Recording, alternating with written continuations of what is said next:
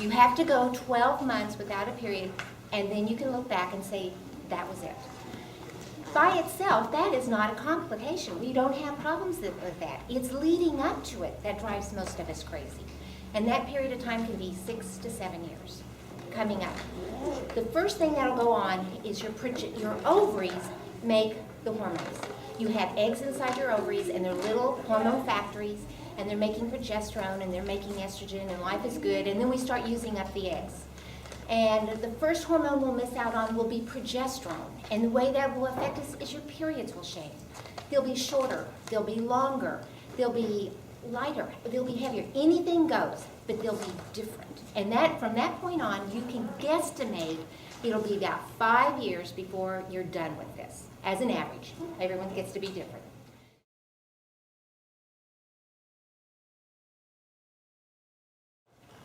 Your estrogen in the ovaries drops. There's a place in the brain that loves estrogen. Estrogen's a neurotransmitter. It keeps our brain happy, so we don't have foggy thoughts. So this starts cranking out more and more hormone to try to get the estrogen in our ovaries to come back up. And it does. We'll have a surge. It'll come right back up. But it can't support it, and so it comes right back down. And it does this again, and it does this again. And it will do this 4 times in an hour. And then it will do it for years. And it will do it for about 6 to 10 years. And that's your estrogen. And then it comes down. When it drops below about this level, you stop having periods. I don't have the estrogen to stimulate the uterus anymore. But it's still going up and down, and you still are having some problems with that. You can have headaches. People who have headaches, you'll notice coming up to in your 40s, you start having a lot more migraine headaches. That's what's going on. You start having the hot flashes. You start becoming more irritable. And that's all from this up and down of the estrogen. Hot flashes, that's part of it. And that's what's going on right there.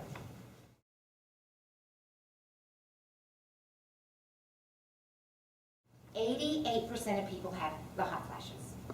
Less will have them at night, but the ones at night tend to bother you more because then you're waking up, you get chilled, your clothes are wet, you have to wake up, you got to change your clothes, you got to change the sheets, you can't fall back to sleep, you finally go back to sleep, and you do it again. And then the alarm goes off. And so now I'm tired, and I'm having hot flashes during the day, and the guy cut me off in front of me, and my teenagers are driving me crazy. And I don't have the ability to deal with them because I'm exhausted.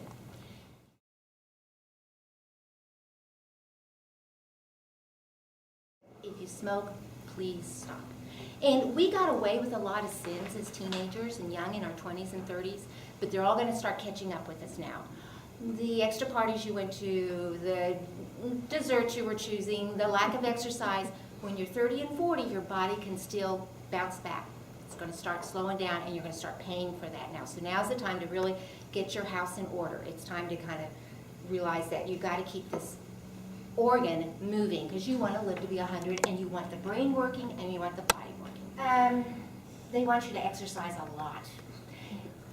At least 5 hours a week of the kind that breaks a sweat. So walking is nice, and it's good for you, but if you're strolling, it doesn't do the same effect. JAMA put out a lovely study. It's very depressing. They studied over 100,000 middle-aged people, men and women. It was not menopause. They were looking at people in their 40s and 50s. If they don't change their diet at all, and they exercised an hour 7 days a week, they only gained 12 to 14 pounds. If they wanted to lose weight, they had to exercise at least 90 minutes every day if they didn't change their diet. We have to change our diet. As a teenager, you got to eat this much food. As grandma, you get to eat this much food. You may feel like this, but we're moving towards this. So you want to start decreasing the portions.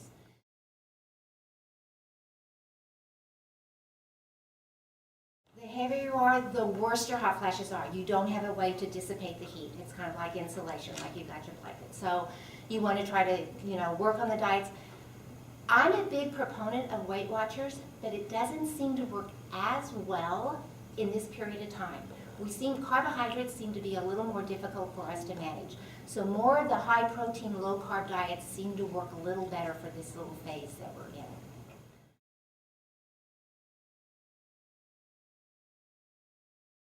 At night, wear layered clothing, put an ice pack under your pillow so when you're hot you can turn it over. Fill an old Coca-Cola bottle, freeze it with water, put it at the end of your bed so you can reach down with your foot and touch it so you can try to keep your core temperature down a little bit. You will notice triggers. Everybody has, there's some that are common that most of us have, and then there's some that are very individualized. Stress will bring on a hot flash. You get upset with your boss, you're going to feel yourself flush. When I take the clothes out of the dryer, I will have a hot flash. That is, I know I need to let them sit and cool for a little bit. Summers, like we have been experiencing, will trigger more hot flashes. Coffee, caffeine, hot drinks, alcohol, for some people will be a trigger. You might try keeping a diary for the first couple of weeks, and every time you have a hot flash, write down what were you doing, and you may find a way that there's some things you can avoid that will help minimize them. Meditation really does work. They'll talk about paced breathing, and you can Google this, and you can go online, there's all different sites. It's a yoga breath. So when you feel a hot flash beginning, you'll start doing a deep, rhythmical, abdominal breathing, and eventually, you'll get to the point where you can shorten the hot flash, you can decrease the intensity, and you do it long enough, you'll get to where you can actually keep it from coming. It takes practice, but you'll have several years to get to do that.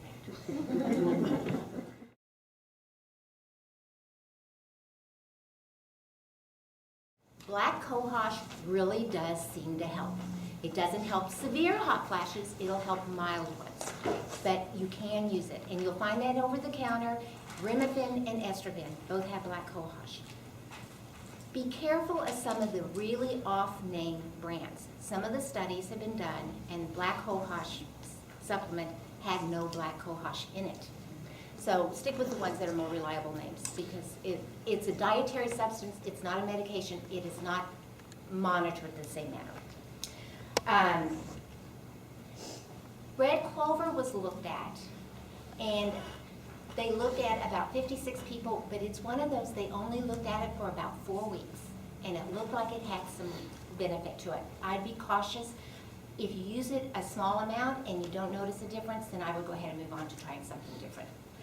Ginseng won't do a thing for the hot flashes, but some of those other things, that irritability, that fog, that just blah feeling, ginseng has seemed to help with that. And that's part of it. I mean, we just, the neurotransmitter, it's not firing like it was, and it's harder to, and this will help a little bit with that. So that's another option to try.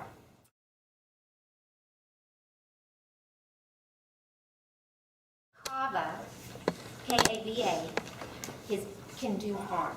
It's not even allowed in Canada. I would tell you to stay away from it. Dong Quai can cause high blood pressure, and there have been some questionable incidents of strokes with that one, and I would stay away from that one. An evening of primrose oil, if you take a lot of it, it can cause a bleeding problem. So again, I would be very cautious with those.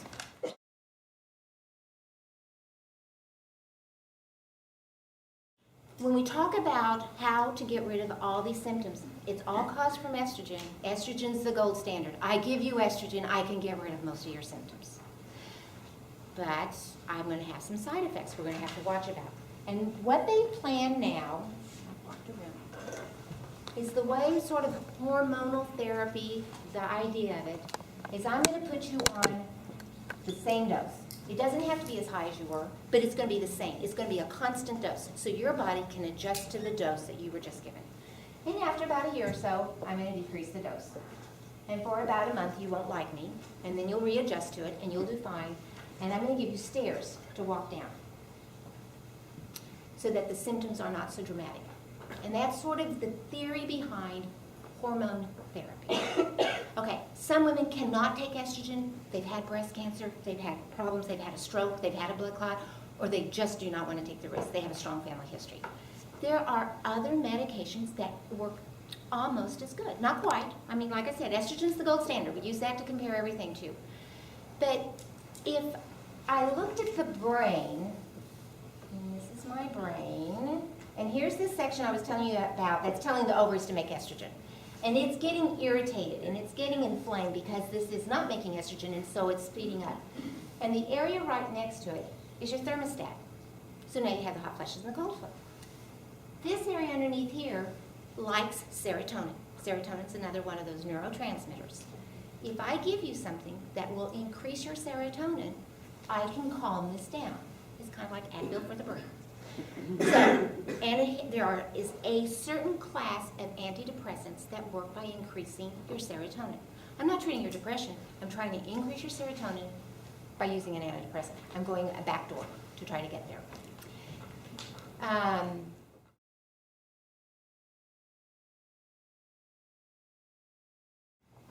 So one of the other benefits to estrogen, besides making us just feel better, is it keeps our bones strong. Your bones are the strongest they're going to be about age 30.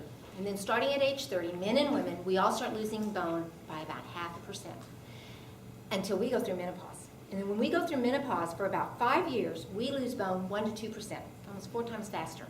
And we'll lose it rather fast, and then we'll level back off to losing at this slow rate. This is due to estrogen. So we worry about that. It is an increased risk. But if I was to do one bone test on you, and you came back bone density, I don't know that you're losing bone. You may never have had that strong a bone at age 30.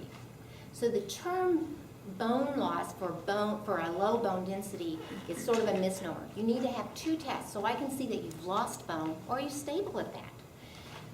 But you're going through menopause. We need you to be sure that you're getting 1,200 milligrams of calcium in every day. That is total. That's including your diet. More than that, you're just going to make a kidney stone. You do not need, you just pee it out. 1,200 total is all you need. At least 1,000 of vitamin D. And I feel pretty strongly that you should have that tested and be sure that you are absorbing enough. Our guts don't absorb it like we used to when we were kids. Our skin doesn't convert the sun. And I want you in long sleeves and sunblock and a hat anyhow, so you're not getting exposed to the sun. So you ought to get that tested because you need the vitamin D to get the calcium into your gut to get it into the body. Exercise. I'm back to that one again.